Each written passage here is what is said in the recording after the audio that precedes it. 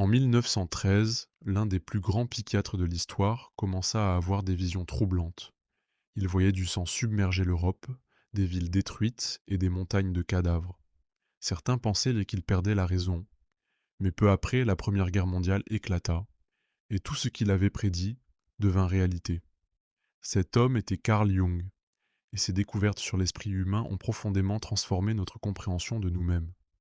Cependant, ce qu'il a découvert n'est pas qu'une simple théorie, mais quelque chose qui influence directement votre vie. Dans cette vidéo, vous découvrirez comment le parcours de Jung peut nous aider à révéler notre véritable essence, en explorant des concepts tels que l'ombre, les archétypes et la signification profonde de l'individuation. Que feriez-vous si vous découvriez que vos décisions ne sont pas vraiment les vôtres, que vos choix apparemment rationnels, vos peurs inexplicables et les scénarios de vie qui se répètent sont en réalité influencés par quelque chose que vous ne contrôlez pas, votre inconscient? L'esprit humain est comme un iceberg. Seule une petite partie est visible, tandis que la majeure partie, immergée, représente l'inconscient. C'est là que se cachent les souvenirs refoulés, les désirs inconscients et les croyances profondes qui nous façonnent à notre insu.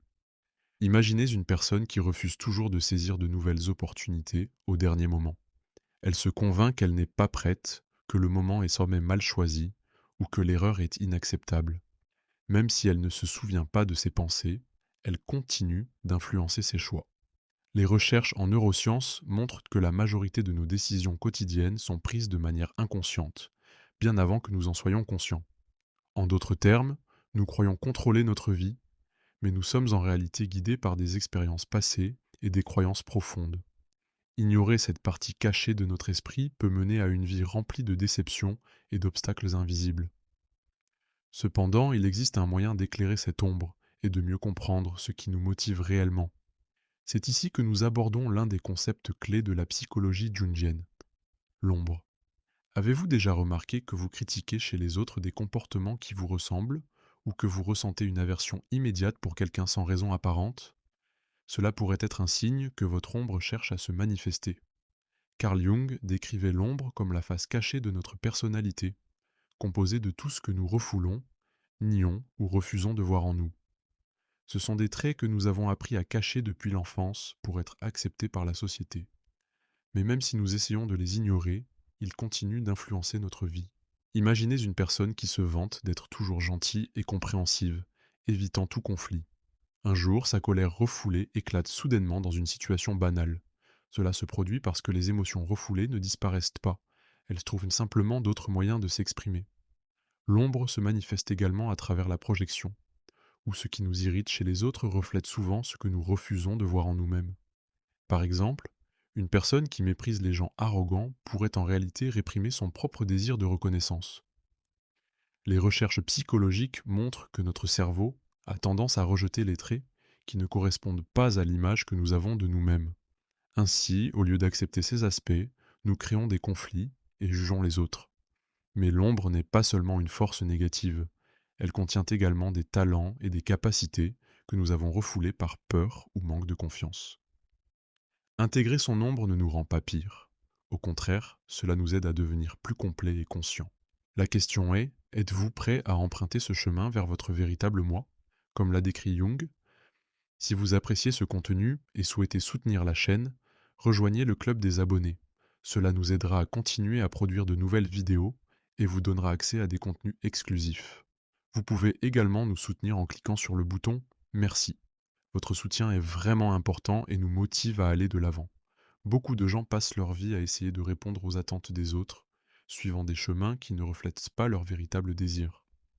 Mais tôt ou tard, un sentiment de manque émerge, comme si une partie de leur véritable personnalité attendait toujours d'être découverte. Carl Jung a appelé ce processus l'individuation, un voyage pour devenir soi-même. Dès l'enfance, nous apprenons à réprimer nos émotions, nos désirs et même nos talents pour correspondre aux attentes de notre entourage. Nous créons des masques pour être acceptés par la société. Jung appelait cela la persona. Mais plus nous nous identifions à cette persona, plus nous nous éloignons de notre véritable moi. Par exemple, une personne qui croit que montrer ses faiblesses est un signe de vulnérabilité peut chercher à paraître toujours forte, réprimant ses émotions et évitant toute forme de vulnérabilité. Mais ce déni constant de ces sentiments peut conduire à l'anxiété, au stress, voire à des crises émotionnelles.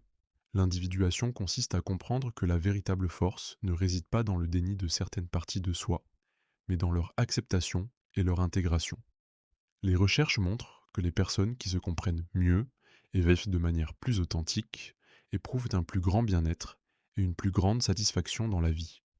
Elles gèrent mieux les difficultés, construisent des relations plus saines et sentent que leurs choix ont un sens. Cependant, le chemin vers l'individuation n'est pas facile.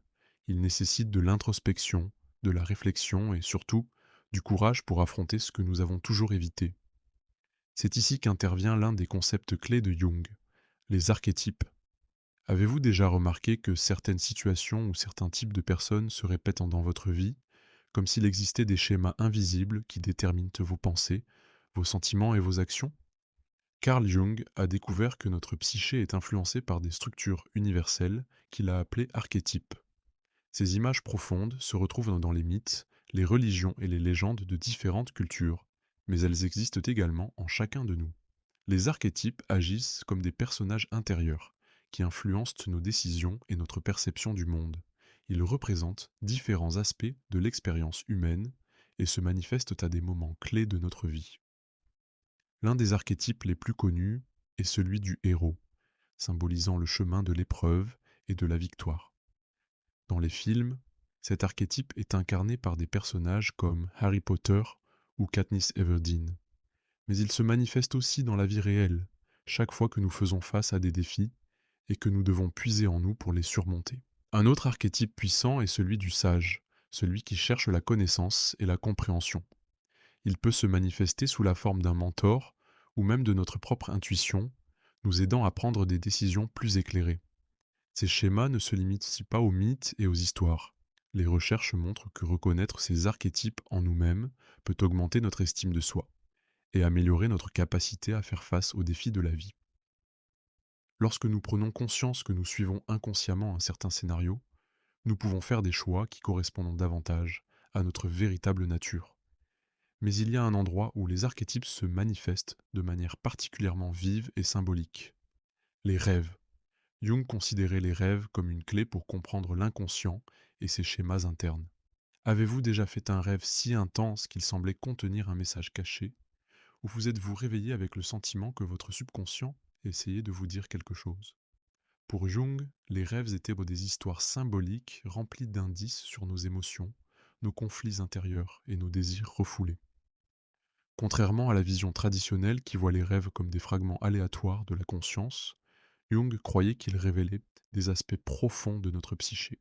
Par exemple, si une personne rêve souvent qu'elle est poursuivie, cela pourrait refléter non pas un stress quotidien, mais une peur intérieure qu'elle évite de confronter. De même, un rêve de maison peut symboliser notre esprit, avec un sous-sol sombre représentant nos peurs refoulées, et une pièce fermée symbolisant des aspects de nous-mêmes que nous n'avons pas encore explorés ou acceptés. Les recherches montrent que pendant le sommeil, notre cerveau continue à traiter l'information, organisant et libérant le contenu de l'inconscient. Certaines approches psychothérapeutiques basées sur la psychologie jungienne recommandent de noter et d'analyser ces rêves comme une méthode de découverte de soi. Mais comment utiliser ces messages symboliques dans la vie réelle? L'amplification des symboles, c'est-à-dire réfléchir aux éléments du rêve et à leur lien avec notre expérience personnelle, peut nous aider à prendre conscience de nos émotions refoulées et à faire des choix plus alignés avec notre véritable moi. Les rêves nous invitent à plonger en nous-mêmes et à explorer les facettes cachées de notre psyché. Ils montrent que l'inconscient n'est pas seulement une énigme, mais une source précieuse de compréhension et de croissance personnelle. C'est cette quête de sens qui relie tous les concepts que nous avons explorés. La question principale est: que pourriez-vous encore découvrir sur vous-même si vous décidiez de regarder plus profondément? Jung nous a montré que la véritable connaissance de soi ne vient pas en fuyant qui nous sommes, mais en intégrant toutes les facettes de notre personnalité, à la fois lumineuse et sombre. Ce processus demande du courage, mais en retour, il nous offre une vie plus authentique et épanouie. Si vous êtes arrivé jusqu'ici, vous avez déjà fait un pas important sur ce chemin. Et si vous souhaitez continuer à explorer ces thèmes et approfondir votre compréhension de la psyché humaine, regardez la vidéo suivante qui apparaîtra à l'écran.